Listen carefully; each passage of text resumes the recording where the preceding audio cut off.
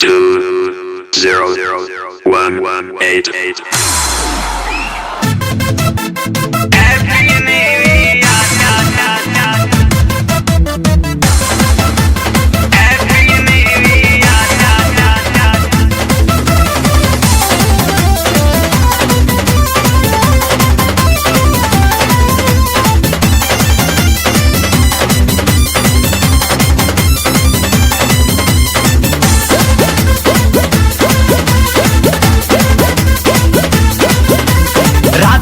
सब केहू जागी 200 के चंदा लागी 2000 भरी जुर्माना नया साल में घर जे भागी पीछे खेतानी में पार्टी होई कहने तानी के लिया तो खा के मुर्गा पी के बियर बोलल जाई हैप्पी न्यू ईयर।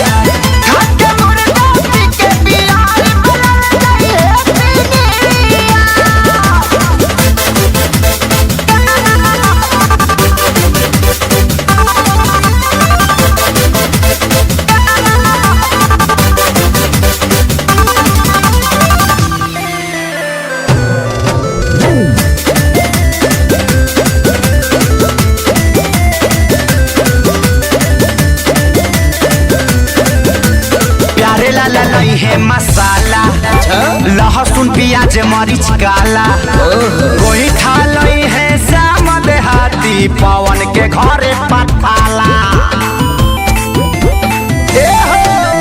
प्यारे लाल लई है मसाला लहसुन प्याज मरीच काला श्याम देहाती कोई खा ले रही है पवन के घरे पठाला बरुआ तेल ज्यादा ले रही है धनिया पत्ता हरिया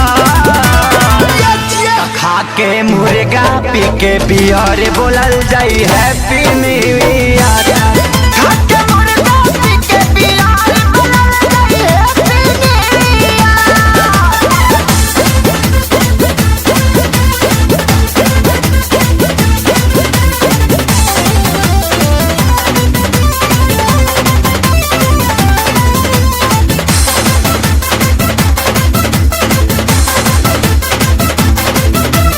सोनू लई है पतीला मुर्गा खेसारी देसीला पंकज भैया आटा ले रही है आशीष तू करी हो न गीला आटा बियर से सुनाई। सोनू लई है पतीला मुर्गा खेसारी देसीला धनंजय भैया आटा ले रही है करी हो न बिकी गीला बोतल गिलास विकास ले रही है पानी पियई है रात भर तो खा के मुर्गा पी के बियर बोलल जाई हैप्पी न्यू ईयर।